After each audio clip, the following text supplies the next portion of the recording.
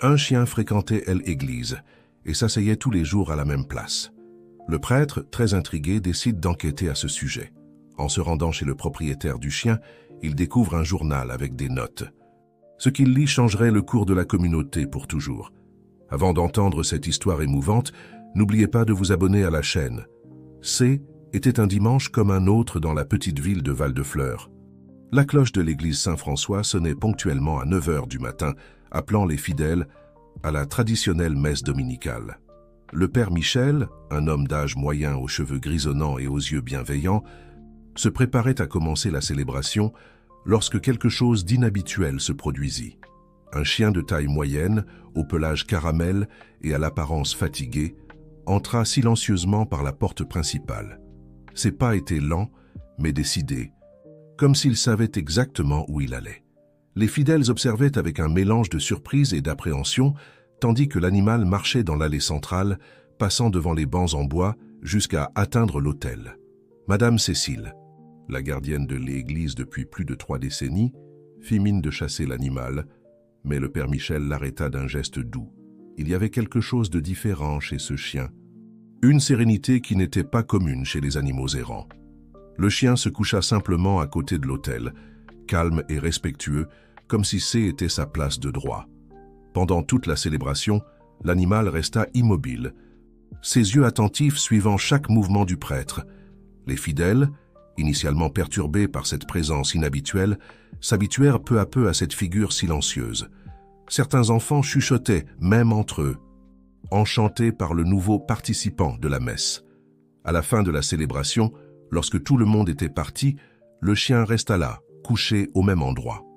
Le père Michel s'approcha avec précaution, remarquant que, malgré son apparence maltraitée, l'animal portait un collier ancien et usé. Il n'y avait aucune identification visible, mais il était évident que ce N n'était pas un simple chien errant.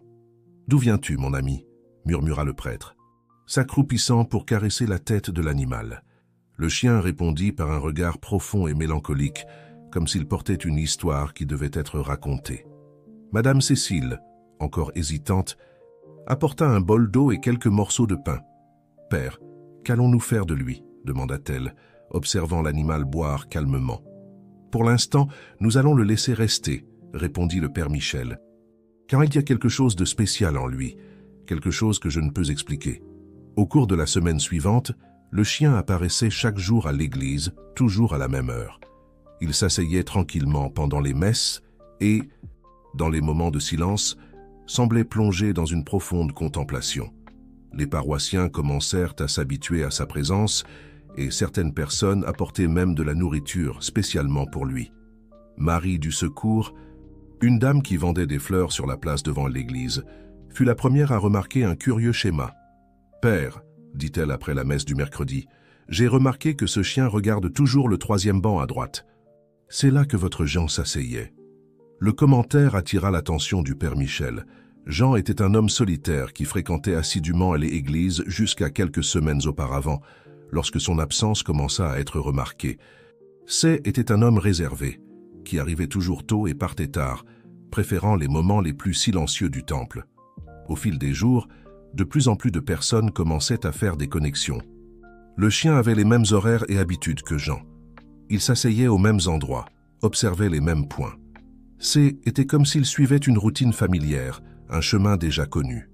Le dimanche suivant, l'animal apparut à nouveau pour la messe, cette fois avec quelque chose dans sa gueule, un petit chapelet en bois.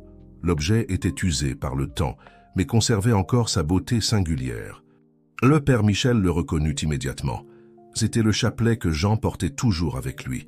Cette découverte provoqua un murmure parmi les présents. Les gens commencèrent à partager ce qu'ils savaient sur Jean, qu'il vivait seul dans une maison simple, aux abords de la ville, qu'il était extrêmement dévoué et que sa seule compagnie était un chien caramel. Le père Michel sentit son cœur se serrer. Maintenant, il comprenait la présence de ce visiteur spécial. L'animal N n'était pas là par hasard, il gardait vivante la mémoire de son maître, poursuivant une routine qui, pour lui, n'aurait jamais dû être interrompue. Cette nuit-là, après avoir fermé l'église, le père resta un moment de plus à observer le chien qui restait allongé près de l'autel. Tu peux rester aussi longtemps que tu le souhaites, dit-il doucement. C'est aussi ta maison. L'animal leva la tête, ses yeux rencontrant ceux du père avec une expression qui semblait être de gratitude. À ce moment-là, quelque chose changea dans l'atmosphère de L-Église. C'était comme si une nouvelle histoire commençait à se dérouler, une histoire de loyauté, de foi et de connexion qui transcende notre compréhension. Au fil des semaines, la présence du chien dans L-Église Saint-François était devenue aussi naturelle que le son des cloches. Les paroissiens l'avaient surnommé « Fidèle », un nom qui reflétait parfaitement sa dévotion inébranlable. Cependant, ce fut un jeudi après-midi pluvieux que quelque chose d'extraordinaire se produisit, révélant qu'il y avait bien plus chez cet animal que ce que tous imaginaient. Madame Louise, une dame de 78 ans souffrant d'arthrite, était seule dans l'église en train de prier lorsqu'elle ressentit une douleur aiguë dans la poitrine. Avant qu'elle ne puisse appeler à l'aide, Fidèle, qui semblait dormir près de l'autel, se leva brusquement et se mit à aboyer de manière insistante. Le père Michel, qui était dans la sacristie en train de ranger des documents, entendit les aboiements désespérés, quelque chose de totalement inhabituel, car Fidèle faisait rarement du bruit. En arrivant dans la nef principale, il trouva Madame Louise en train de se sentir mal et réussit à lui porter secours à temps. Était comme s'il savait, commenta Madame Louise quelques jours plus tard. Une fois rétabli, ce chien n'est pas un animal ordinaire, père. Il a un don spécial. L'incident avec Madame Louise ne fut que le premier d'une série d'événements inexplicables. Fidèle commença à montrer une sensibilité extraordinaire face à des situations de détresse ou de besoin. Chaque fois que quelqu'un entrait dans l'église le cœur lourd, il s'approchait silencieusement, offrant une présence réconfortante. Marie-Auguste, enseignante à l'école locale, traversait une grave crise conjugale lorsqu'elle décida de chercher du réconfort à l'église un soir. À sa grande surprise, Fidèle s'assit à ses côtés et posa doucement sa patte sur sa main. À ce moment-là, elle ressentit une paix inexplicable et eut une soudaine clarté sur la manière de résoudre ses problèmes conjugaux. Le père Michel, intrigué par ces événements, commença à prendre des notes détaillées sur le comportement de l'animal. Il remarqua que Fiel avait une routine bien précise. Il arrivait toujours à 6 heures du matin, se positionnait à différents endroits de l'église tout au long de la journée et partait au crépuscule. Mais où allait-il? Un après-midi, après avoir discuté avec quelques anciens habitants de la ville, le prêtre découvrit que Jean, l'ancien propriétaire de Fiel, vivait dans une maison modeste sur la rue des Acacias, non loin de l'église. Poussé par la curiosité, il décida d'enquêter. La maison était fermée, mais bien entretenue. Les voisins racontèrent que, même après le décès de Jean, il voyait toujours le chien dans les parages, comme s'il faisait sa ronde sur le territoire. Une voisine en particulier, Madame Antoinette, avait des informations encore plus intrigantes. Jean était un homme très spécial, révéla-t-elle au prêtre. Il avait un don pour consoler les gens. Beaucoup venaient le voir pour se confier, demander des conseils. Il disait toujours que Dieu nous parle à travers les messagers les plus improbables. En écoutant les récits sur Jean, le père Michel commença à établir des connexions. La manière dont Fiel interagissait avec les gens, sa capacité à percevoir les détresses et à offrir du réconfort, était étonnamment similaire au don de son ancien propriétaire. Dans la sacristie, rangé dans un tiroir, se trouvait le chapelet que Fiel avait apporté quelques semaines auparavant. Le prêtre l'examina plus attentivement et remarqua quelque chose qu'il n'avait pas vu auparavant. Gravé sur la croix, une petite inscription disait « La foi voit l'invisible, croit en l'incroyable et reçoit l'impossible ». Cette nuit-là, après la dernière messe, le père Michel trouva Fiel assis près du confessionnal, avec quelque chose de nouveau dans sa gueule, une vieille clé rouillée. L'animal la déposa aux pieds du prêtre, comme s'il livrait une autre pièce d'un puzzle plus grand. « Qu'as-tu encore à nous montrer, mon ami ?» demanda le prêtre, examinant la clé avec curiosité.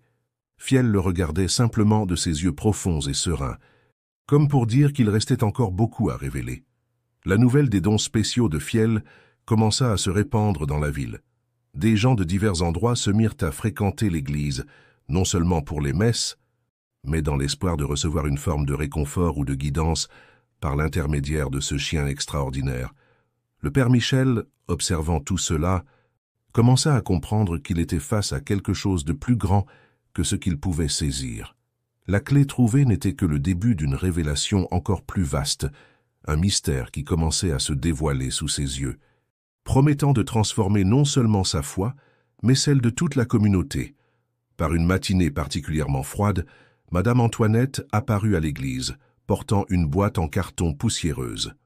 Ses yeux brillaient d'un mélange d'anxiété et d'attente, tandis qu'elle cherchait le père Michel.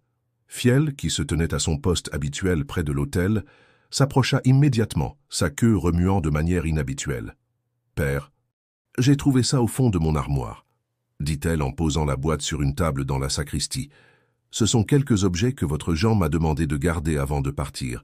J'ai pensé que vous devriez les voir. » À l'intérieur de la boîte se trouvaient divers objets, des photographies anciennes, des coupures de journaux jaunis et, surtout, un journal à la couverture marron, usé par le temps. Le père Michel ressentit un frisson en réalisant que la clé trouvée par Fiel s'adaptait parfaitement au petit cadenas qui maintenait le journal fermé. Les premières pages révélaient la routine d'un homme profondément spirituel. Jean écrivait sur ses réflexions quotidiennes, ses prières et, surtout, sur un don spécial qu'il croyait avoir reçu, la capacité de percevoir la douleur chez les autres et d'offrir du réconfort par la foi. 15 mars, beau. Lut-il dans l'une des entrées. Aujourd'hui, j'ai rencontré Fiel. Il était abandonné à la porte de l'église, tremblant de froid. Quelque chose dans ses yeux m'a profondément touché. Ce n'était pas seulement un chien perdu, c'était une âme spéciale envoyée par Dieu. Dès le premier instant, j'ai senti qu'il avait le même don que moi. Le prêtre continua à lire, fasciné.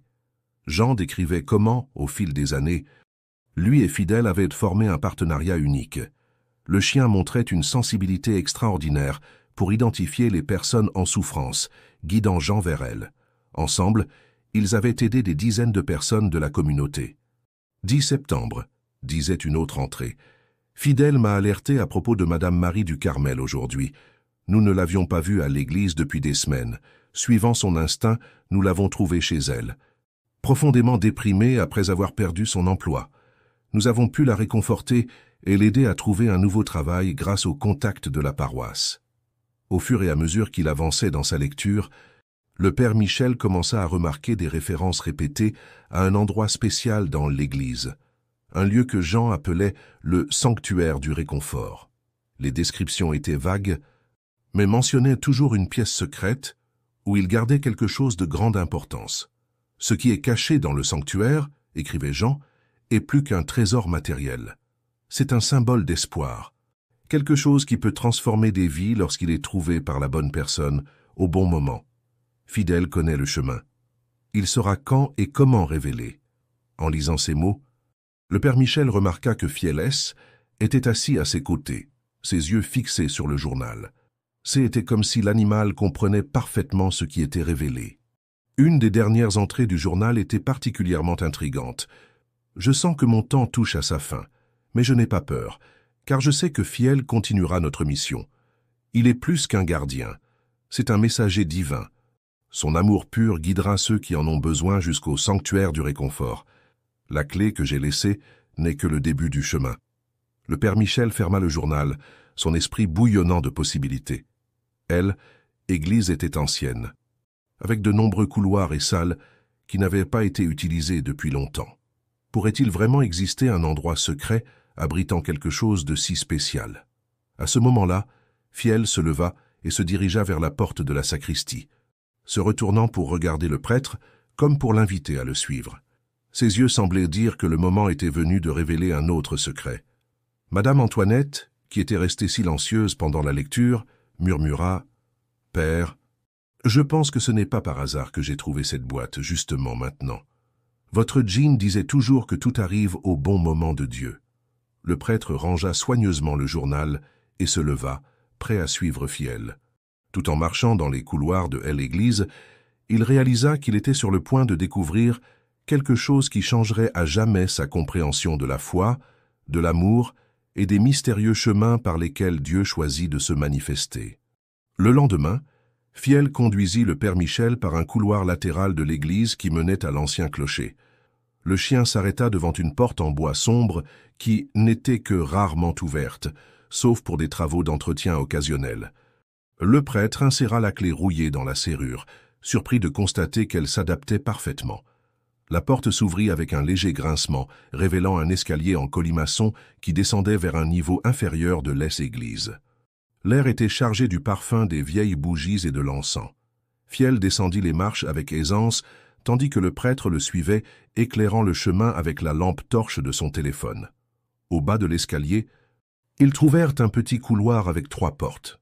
Fiel s'assit devant la porte du milieu, ses yeux brillant dans la pénombre. Le prêtre remarqua quelque chose de particulier. Sculpté dans le bois se trouvait le même symbole qu'il avait vu sur le chapelet de Jean, une petite croix avec des détails floraux. « Alors c'est ici », murmura le prêtre, son cœur s'accélérant à cette découverte. En ouvrant la porte, il se retrouva face à une salle circulaire, étonnamment bien conservée. Les murs étaient recouverts d'étagères en vieux bois, remplies de livres et d'objets divers. Au centre, il y avait une table ronde avec un chandelier en argent et, à côté, une chaise à bascule qui semblait avoir été beaucoup utilisée. Le plus impressionnant, cependant, était une petite chapelle improvisée dans un coin de la pièce. Elle abritait un autel simple avec une croix en bois ouvragé et, en dessous, une boîte sculptée avec le même motif que celui du chapelet et de la porte. Fiel s'approcha de la boîte, la touchant doucement de son museau. Le prêtre comprit le geste et, avec précaution, l'ouvrit. À l'intérieur, il trouva un ensemble de lettres, toutes organisées par date, et un petit livre à couverture rouge portant le titre « Registre du réconfort ». En feuilletant le livre, le père Michel découvrit que Jean avait méticuleusement documenté chaque personne qu'il avait aidée au fil des années. Il était pas seulement des registres de problèmes et de solutions, mais de véritables témoignages de foi et de transformation. 12 mai tôt, lisait l'une des entrées. Aujourd'hui, Robert, le jeune homme qui a perdu son emploi et son espérance, a trouvé son chemin. Fidèle l'a conduit jusqu'ici. Nous avons parlé pendant des heures. Nous avons prié ensemble. Grâce aux bonnes paroles et à la présence réconfortante de Fidèle, il a retrouvé sa force. 3 jours plus tard, il a obtenu une nouvelle opportunité de travail.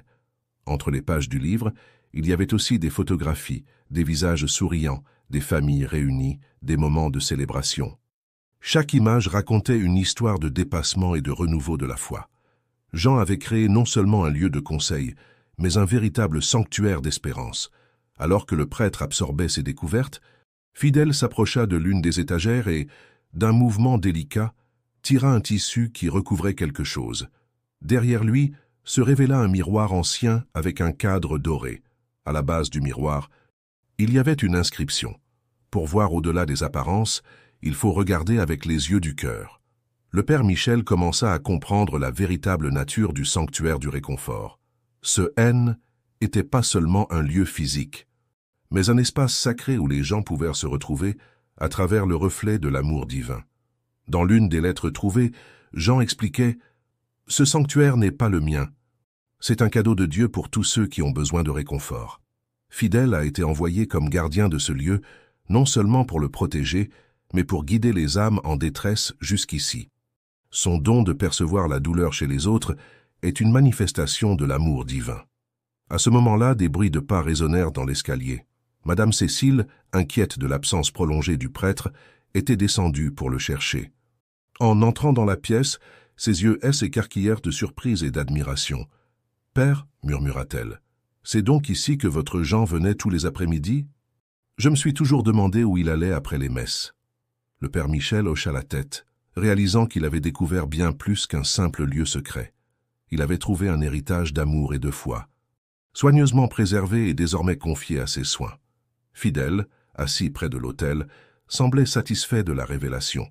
Son rôle de gardien évoluait, et il avait maintenant de nouveaux alliés pour poursuivre la mission initiée par son ancien maître. La découverte du sanctuaire du réconfort N était que le début. Le véritable défi serait de maintenir vivant l'esprit de ce lieu spécial et de permettre qu'il continue à transformer des vies, tout comme Jean et Fidèle l'avaient fait pendant tant d'années. Les jours qui suivirent la découverte du sanctuaire du réconfort furent marqués par une intense activité à L, église Saint-François.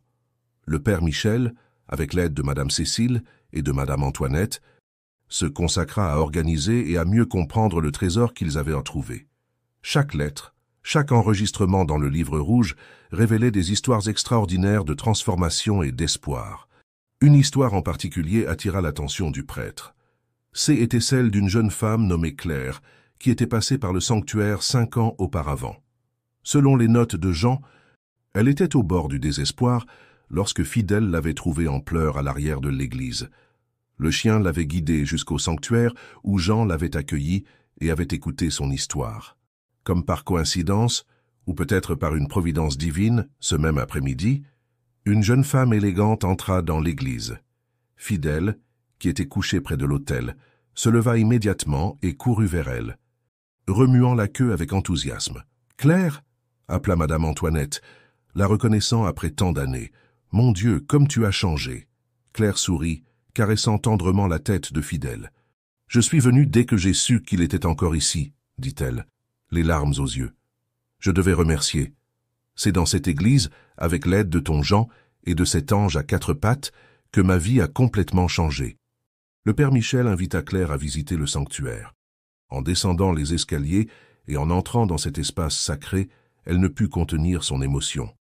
« Était ici, » dit-elle, touchant la chaise à bascule. Ton Jean m'a reçu dans cette même chaise. J'y étais au chômage, sans perspective, prête à tout abandonner. Il m'a écouté pendant des heures, m'a conseillé et surtout m'a fait voir ma propre valeur. Claire raconta qu'après ce jour, sa vie avait commencé à changer. Grâce au conseil de Jean et au soutien de la communauté de l'Église, elle avait trouvé un emploi, repris ses études et était aujourd'hui une entrepreneuse accomplie. Mais le plus important, souligna-t-elle, c'est d'avoir retrouvé ma foi et de comprendre que nous ne sommes jamais vraiment seuls. Pendant que Claire parlait, Fiel s'approcha du miroir recouvert et, une fois de plus, tira le tissu qui le cachait. Claire s'arrêta devant lui, observant son reflet avec un sourire ému. « Ce miroir, votre djinn m'a fait le regarder et m'a dit quelque chose que je n'ai jamais oublié. Ce que tu vois n'est pas seulement ton reflet, mais le reflet de l'amour de Dieu pour toi. » Le Père Michel comprit qu'il était face à une décision importante. Le sanctuaire du réconfort ne pouvait pas rester caché. Était un don qui devait être partagé avec ceux qui en avaient besoin. Mais comment faire cela tout en préservant l'essence spéciale du lieu? La réponse vint à travers Fiel.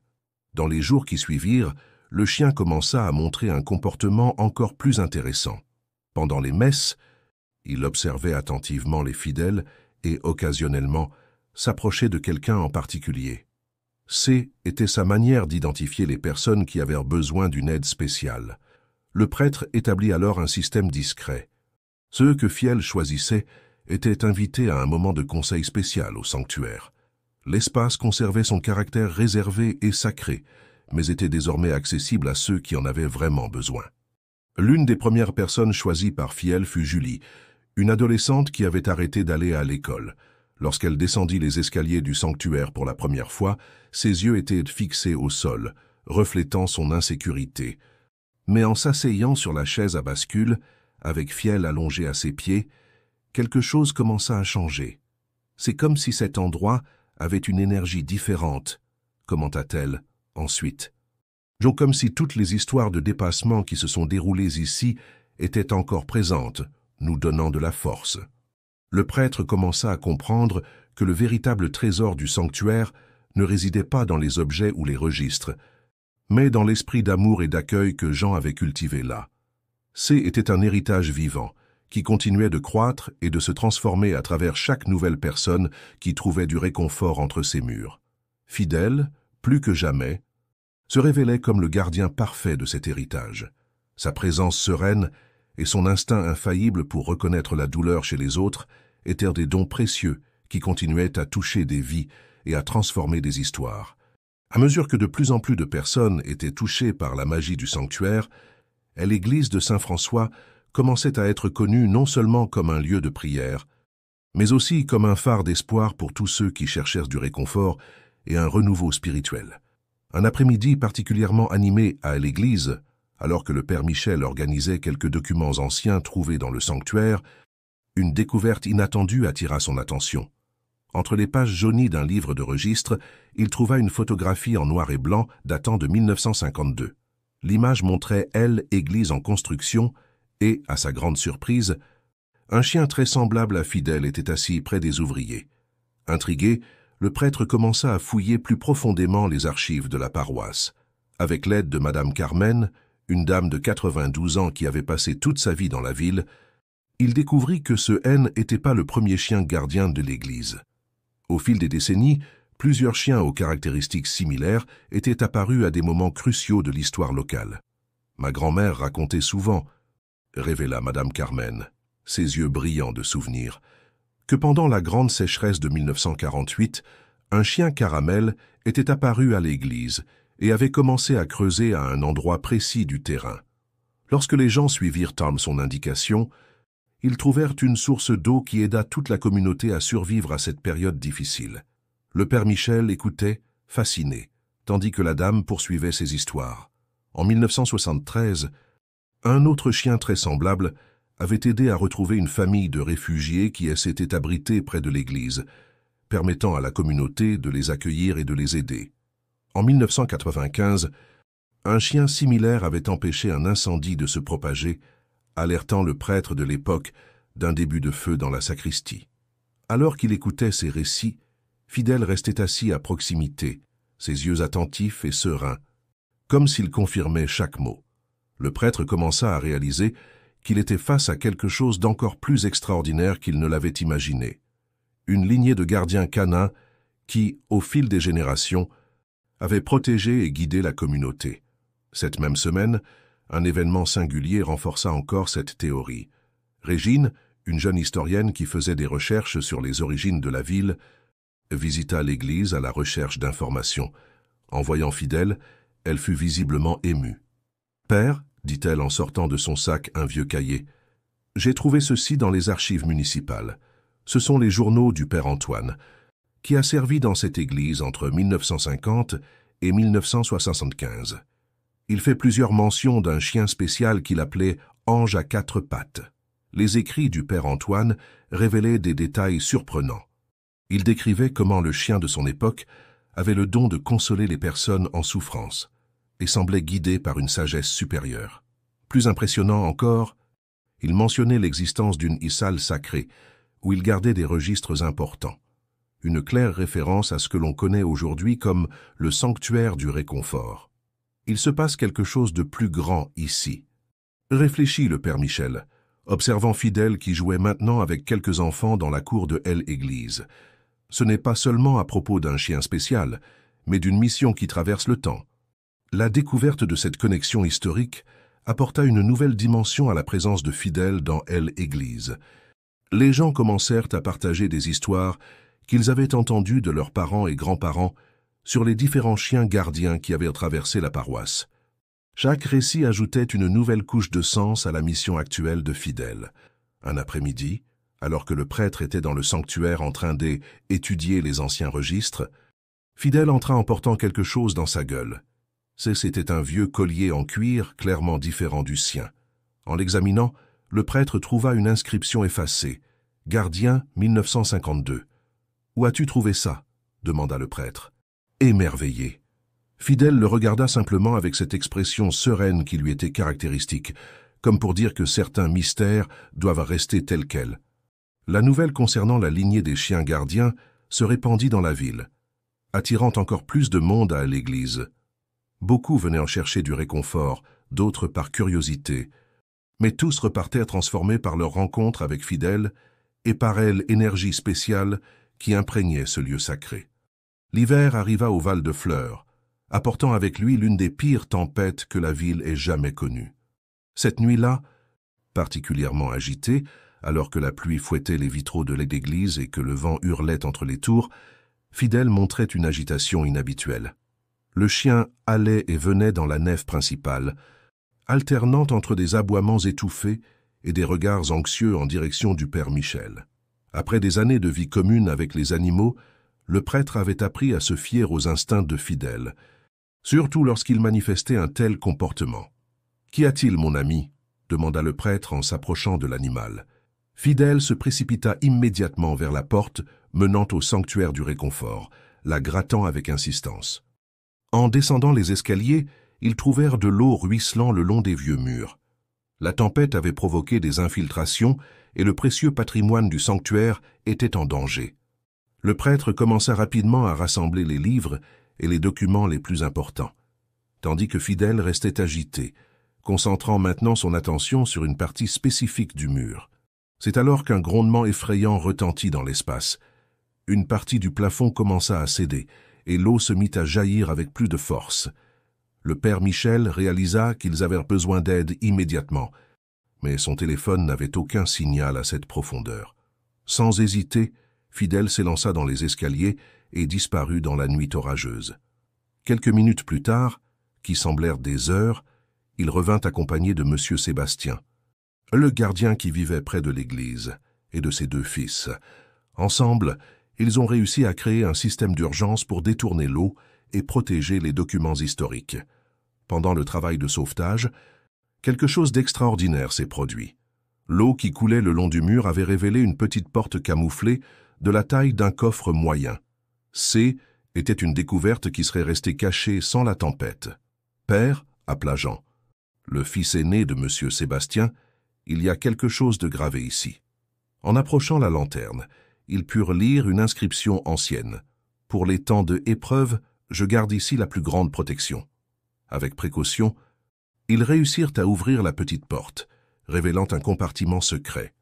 À l'intérieur, ils trouvèrent un livre très ancien, parfaitement préservé, contenant des archives datant de la fondation de L'-Église.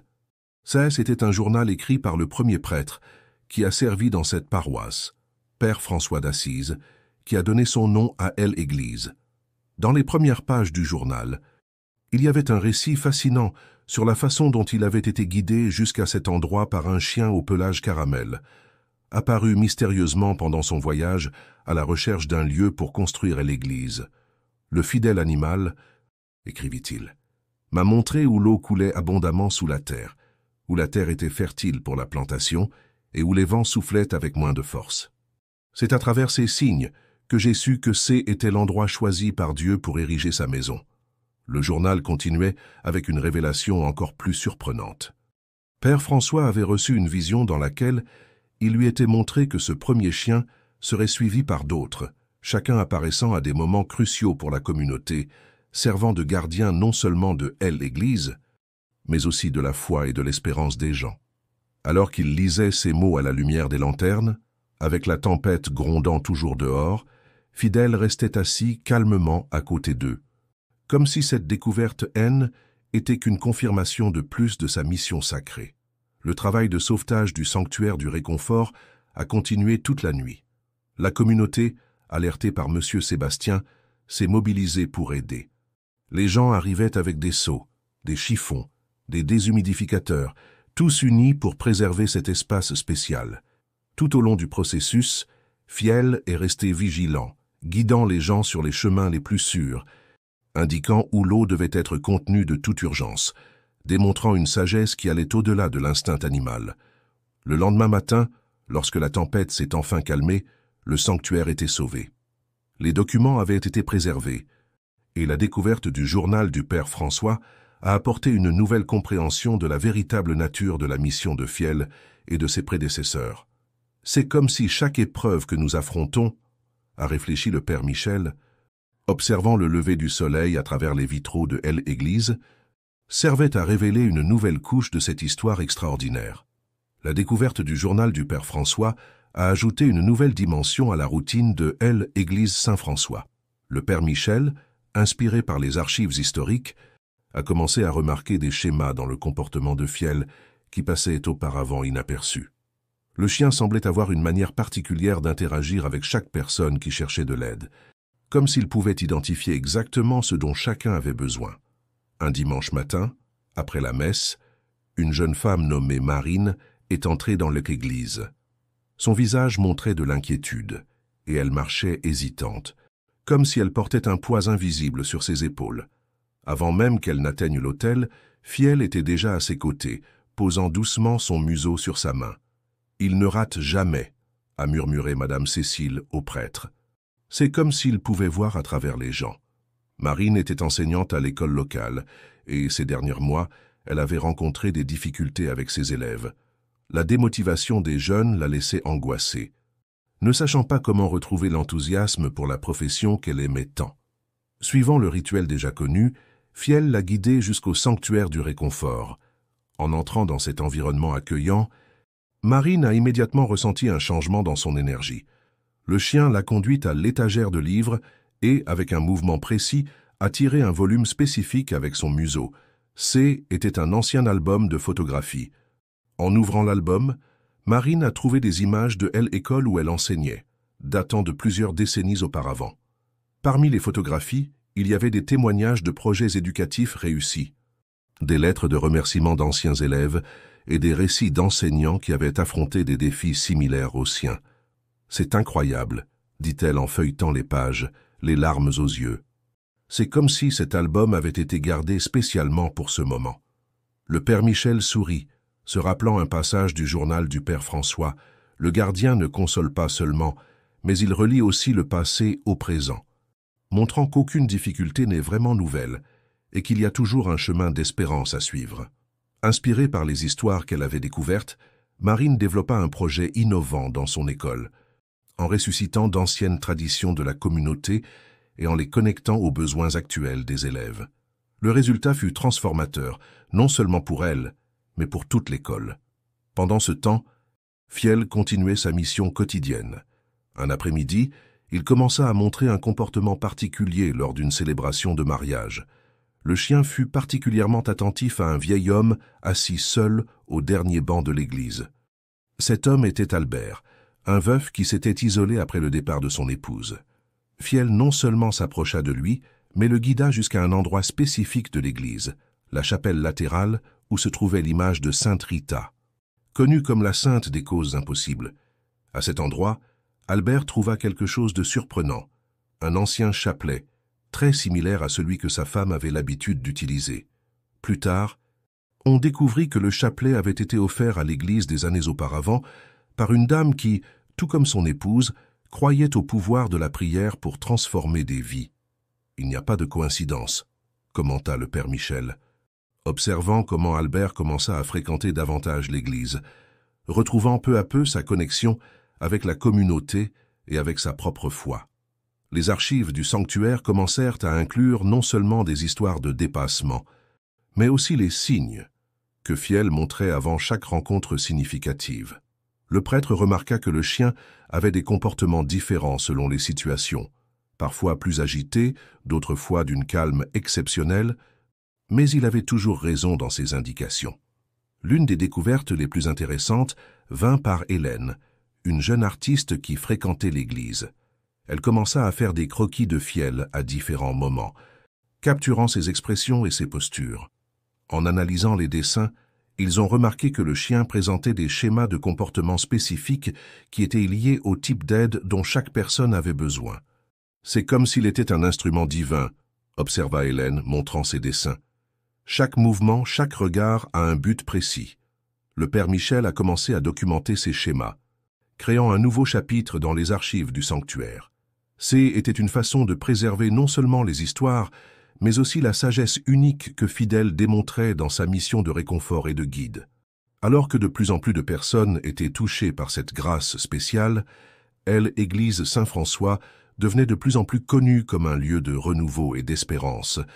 Ce n'étaient pas seulement les mots du prêtre ou la beauté du temple qui attiraient les gens, mais la présence sereine et sage d'un gardien qui semblait comprendre les mystères les plus profonds du cœur humain.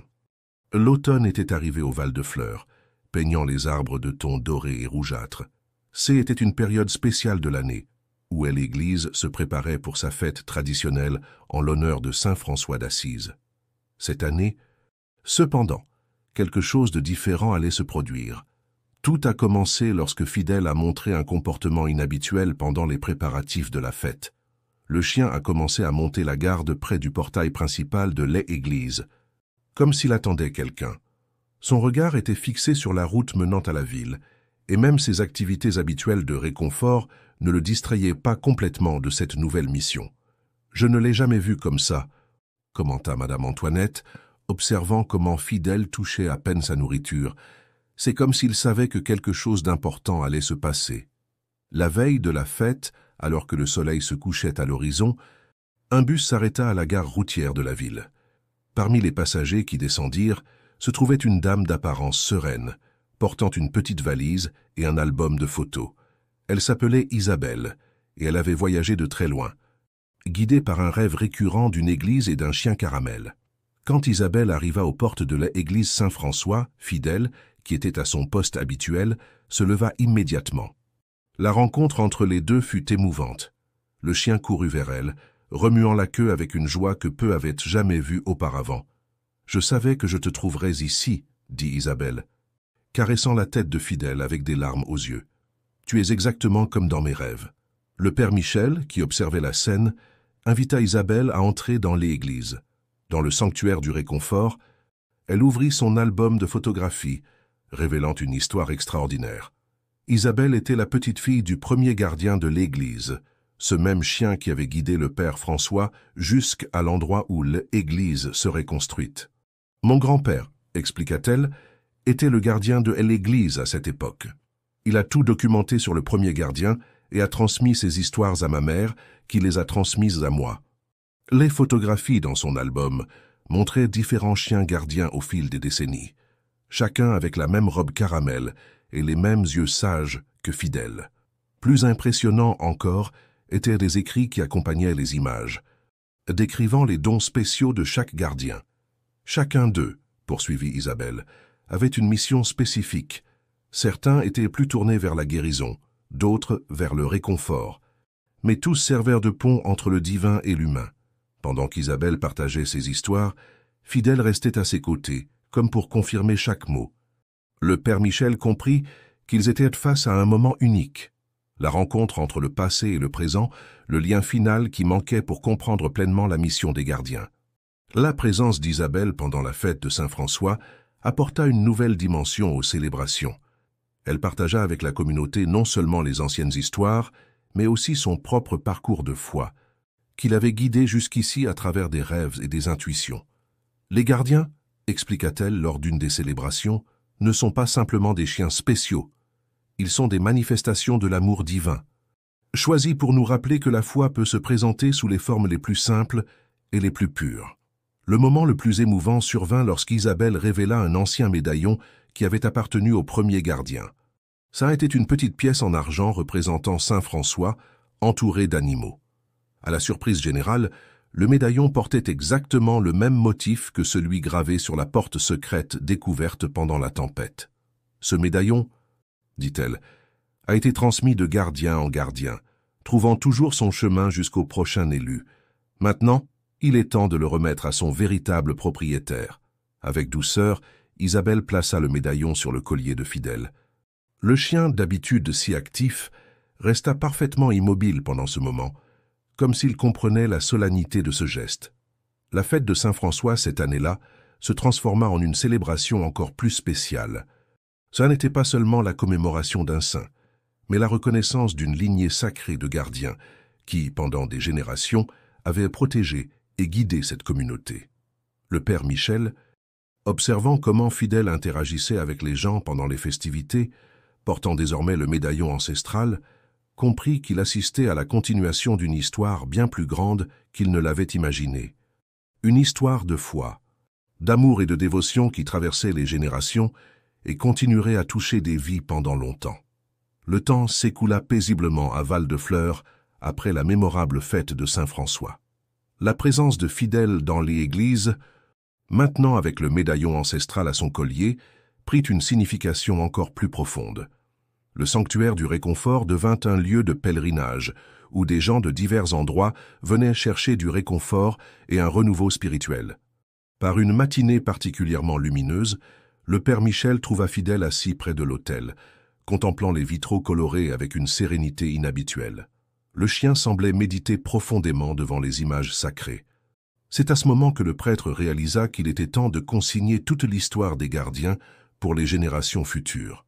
Avec l'aide d'Isabelle, qui avait décidé de rester en ville, ils commencèrent à organiser un livre spécial qui rassemblerait toutes les histoires, depuis le premier gardien jusqu'à Fidèle.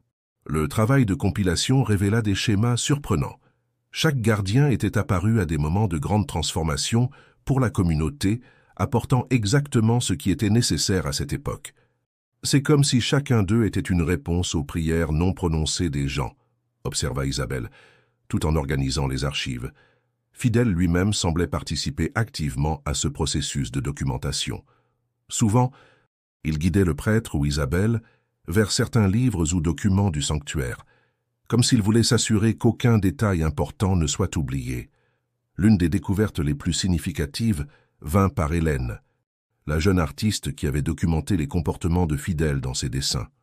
En comparant ses croquis avec des photographies anciennes des autres gardiens, elle remarqua que certains gestes et expressions se répétaient à travers les générations, comme un langage secret transmis à travers le temps.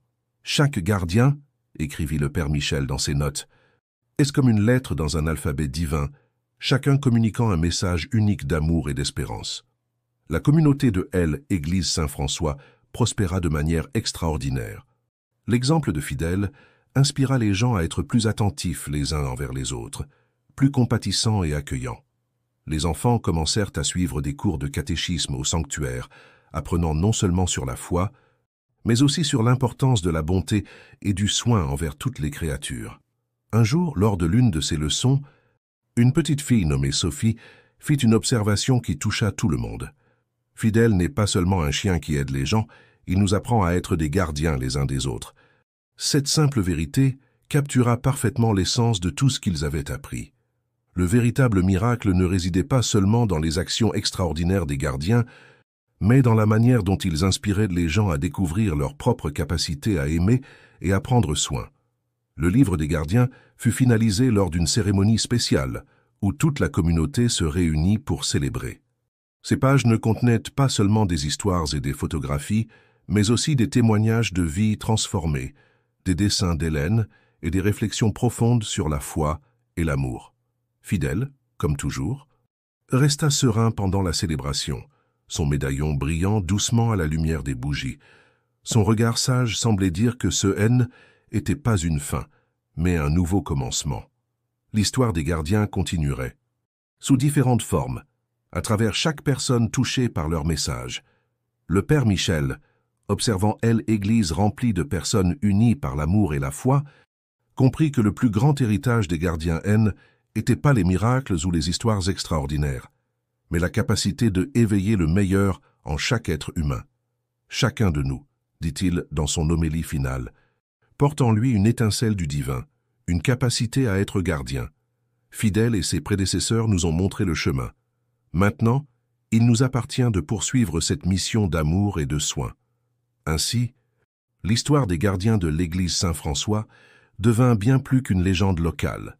Elle se transforma en un phare d'espoir et d'inspiration, rappelant à tous que l'amour divin se manifeste dans les formes les plus simples et pures, à travers des cœurs ouverts et des âmes prêtes à servir. 10 ans étaient écoulés depuis la documentation officielle de l'histoire des gardiens de l'Église Saint-François. Val-de-Fleur avait grandi, mais avait conservé son essence accueillante.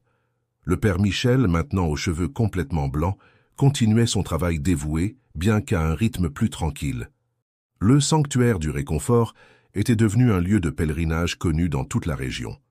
Par une matinée de printemps en 2035, quelque chose d'extraordinaire se produisit. Une jeune femme nommée Lune, accompagnée de sa fille Alice, âgée de 7 ans, entra dans l'église portant un chiot caramel dans ses bras. Le petit animal avait été trouvé devant sa porte, exactement comme décrit dans les anciennes histoires des gardiens. « Père, dit Lune, d'une voix émue, tel chiot est apparu hier soir. Le plus incroyable, c'est qu'Alice avait rêvé de lui 3 nuits de suite, le décrivant exactement tel qu'il est. Le chiot, contrairement à un chien ordinaire de son âge, montrait une sérénité impressionnante. Ses yeux avaient cette même lueur sage qui caractérisait Fidèle et les gardiens précédents. Plus surprenant encore, lorsqu'il fut posé sur le sol de l'église, le petit animal marcha directement vers l'autel, s'asseyant à la même place où Fidèle avait l'habitude de se tenir. Isabelle, qui au fil des années était devenue la gardienne officielle des archives historiques de l'église, fut appelée immédiatement. En voyant le petit chiot, ses mains tremblèrent d'émotion. « Ça recommence », murmura-t-elle. Exactement comme prédit dans les écrits les plus anciens. Dans les archives du premier père François, il y avait un passage que peu avaient remarqué. Et quand le temps sera propice, un nouveau gardien apparaîtra à travers un enfant au cœur pur, marquant le début d'un nouveau cycle de bénédiction. Alice, la petite fille de Lune, raconta ses rêves avec force détail. Dans le rêve, je voyais Fiel jouer avec ce petit chiot dans les nuages. Il me disait qu'il était temps qu'un nouvel ami spécial vienne sur Terre pour continuer à aider les gens. Le père Michel observa comment le chiot interagissait avec son environnement. Malgré son jeune âge, il montrait un comportement extraordinairement mature. Lorsqu'une dame entra dans l'église en pleurs, le petit animal s'approcha immédiatement d'elle, posant doucement sa tête sur ses mains. « Quel sera son nom ?» demanda le prêtre à Alice, qui avait développé une connexion instantanée avec le chiot. « Dans mes rêves ?» répondit la petite fille avec simplicité. « Il s'appelle Espérance. » Le nom ne pouvait pas être plus approprié. Val-de-Fleur entrait dans une nouvelle ère, faisant face à des défis modernes qui exigeaient un type de réconfort et de guidance différent. Espérance semblait être arrivée au moment exact où la communauté avait le plus besoin d'un nouveau symbole de foi et de renouveau. Isabelle, en feuilletant le livre des gardiens, trouva une page blanche après les archives de Fiel. « C'est ici, dit-elle avec un sourire, que nous commencerons à écrire le nouveau chapitre de cette histoire sacrée. » Le petit Espérance, comme s'il comprenait la solennité du moment, marcha jusqu'au sanctuaire du réconfort, guidant Alice comme s'il connaissait déjà le chemin. En entrant dans la salle sacrée, un rayon de soleil traversa le vitrail, illuminant le médaillon d'argent qui avait appartenu à tous les gardiens, celui-là même que Fidèle avait porté durant ces dernières années. Le médaillon, soigneusement préservé au sanctuaire, brilla d'une manière particulière lorsqu'Alice le prit. Avec délicatesse, elle le passa autour du cou d'Espérance, qui resta parfaitement immobile pendant ce geste. « Le cycle se renouvelle, » dit le père Michel, observant la scène les yeux humides. Et avec lui, notre foi en la continuité de l'amour divin se renforce. La nouvelle de l'arrivée d'un nouveau gardien se répandit rapidement dans la ville. Les gens commencèrent à visiter l'église pour rencontrer Espérance, apportant avec eux leurs histoires, leurs peines et leurs espoirs. Le jeune chiot, bien que très jeune, montrait déjà le don spécial de ses prédécesseurs, apportant réconfort et paix à tous ceux qui s'approchaient. Au fil des mois, Espérance grandit non seulement en taille, mais aussi en sagesse. Contrairement à Fidèle, qui avait une nature plus contemplative, le nouveau gardien démontrait une énergie vibrante et une capacité unique à se connecter avec les enfants et les jeunes. Exactement ce dont la communauté avait besoin à une époque dominée par la technologie et l'éloignement social. Alice, maintenant âgée de 8 ans, devint une sorte d'interprète du jeune gardien. La connexion entre eux était si profonde que la petite fille savait souvent exactement ce qu'Espérance voulait communiquer. Ensemble, ils commencèrent à transformer la manière dont la nouvelle génération se rapportait à l'Église. L'une des innovations les plus significatives survint lorsqu'Espérance commença à participer aux cours de catéchisme. Le chien avait une manière spéciale d'interagir avec les enfants qui avaient des difficultés de concentration ou des problèmes de socialisation. Durant l'un de ces cours, quelque chose d'extraordinaire se produisit. Pierre, un garçon autiste qui interagissait rarement avec les autres enfants, établit une connexion instantanée avec Espérance. Le chien s'assit patiemment à ses côtés et pour la première fois, Pierre commença à s'exprimer ouvertement, racontant des histoires sur les anges qu'il voyait dans ses rêves. Isabelle, qui continuait à tout documenter, remarqua un schéma intéressant. Chaque gardien, écrivit-elle dans ses notes, semble s'adapter parfaitement aux besoins de son époque.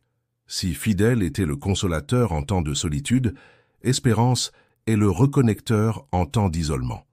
Le père Michel, observant ces changements, décida de créer un nouvel espace au sanctuaire du réconfort, dédié spécialement aux jeunes.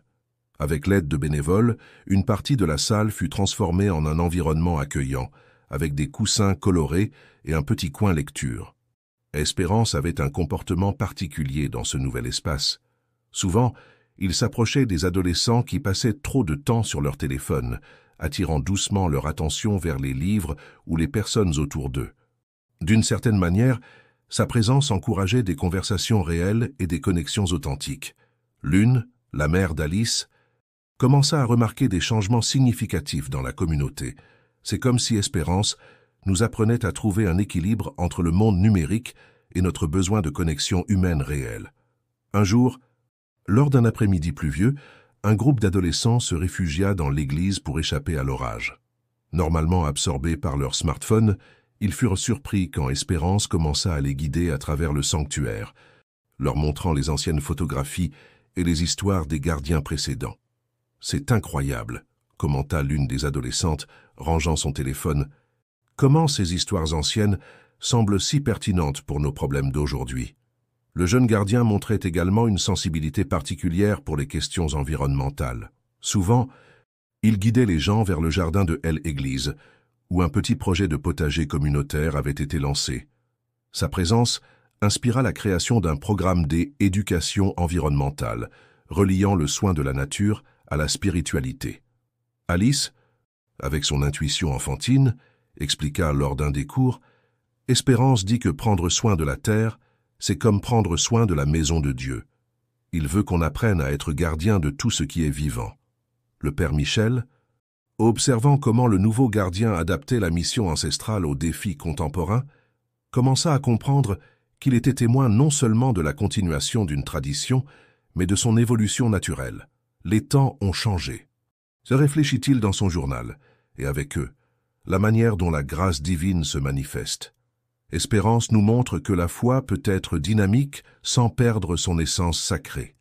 Au fil de l'année, de plus en plus de personnes ont commencé à remarquer que quelque chose de spécial se passait à Val-de-Fleur. L'église N1 était plus seulement un lieu de prière silencieuse, mais un espace vivant de rencontres, d'apprentissage et de renouveau spirituel. Le petit Espérance, avec son énergie joviale et sa sagesse ancienne, accomplissait quelque chose d'extraordinaire, créer des ponts entre le passé et le présent, entre le traditionnel et le moderne, entre les différentes générations qui formaient cette communauté de foi. Au milieu de l'année 2036, un événement inattendu a apporté une nouvelle dimension à l'histoire des gardiens.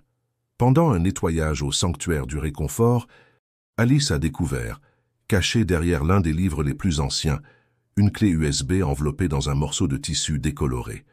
Sur la surface du dispositif, il y avait une étiquette jaunie avec L écriture de Jean, l'ancien propriétaire de Fidèle. Le père Michel, initialement hésitant à explorer le contenu numérique, a décidé de partager la découverte avec Lucas, un jeune technicien en informatique qui fréquentait l'église. À la surprise générale, la clé USB fonctionnait encore, révélant une collection méticuleusement organisée de vidéos, photographies et documents numériques. Jean était plus moderne que nous ne l'imaginions, a commenté Isabelle, émerveillée par la découverte.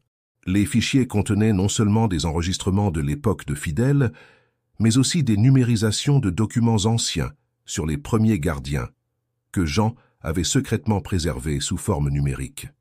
Parmi les fichiers, il y avait une vidéo particulièrement émouvante. Jean avait enregistré ses observations sur le comportement de Fidèle pendant ses premiers jours à l'église. « Il se passe quelque chose d'extraordinaire ici », disait-il dans la vidéo. « C'est comme si chaque gardien apportait avec lui non seulement l'ADN de ses prédécesseurs, mais aussi une sagesse accumulée qui s'adapte aux besoins de chaque époque. » Espérance, qui était présent lors de la projection de la vidéo, a montré un comportement intrigant. Chaque fois que l'image de Fidèle apparaissait à l'écran, il s'asseyait attentivement, les yeux fixés sur les enregistrements, comme s'il reconnaissait une connexion profonde avec son prédécesseur. Alice, avec sa sensibilité unique, a observé. Espérance dit que les souvenirs ne sont pas seulement dans les livres et les photos, mais aussi dans le cœur de chaque gardien. La découverte des archives numériques a inspiré une initiative innovante. Avec l'aide de Lucas et d'autres jeunes de la communauté, ils ont commencé à créer une archive numérique interactive de l'histoire des gardiens. Le projet combinait la sagesse ancienne avec la technologie moderne, permettant aux gens d'accéder aux histoires d'une manière nouvelle et captivante. C'est comme si nous construisions un pont entre deux mondes, expliqua Lucas en travaillant sur le projet. La technologie peut être un outil puissant pour préserver et partager des histoires sacrées. Espérance semblait approuver l'initiative à sa manière particulière. Souvent, il s'asseyait près des jeunes pendant qu'ils travaillaient sur les ordinateurs, attirant parfois leur attention sur des détails spécifiques dans les archives anciennes qui auraient pu passer inaperçus. L'un des aspects les plus surprenants des archives de Jean était une série de notes sur les modèles climatiques et les événements naturels qui coïncidaient avec l'arrivée de chaque gardien. Ces observations ont révélé une connexion encore plus profonde entre les gardiens et les cycles de la nature. Chaque gardien, écrivit Jean dans ses notes numériques, semble arriver à un moment de transition significative, non seulement pour la communauté, mais aussi pour la planète elle-même. Ils sont comme des boussoles spirituelles, nous guidant à travers les changements. Cette révélation a pris un nouveau sens lorsque, lors d'un après-midi de l'étude au sanctuaire, Espérance a commencé à montrer un comportement inhabituel. Le chien a insistamment guidé Alice vers une série de livres anciens qui parlaient de la relation entre la foi et le soin de la création. « Il nous montre quelque chose d'important », dit Alice en feuilletant les livres, « sur la manière dont nous devons protéger le monde que Dieu a créé.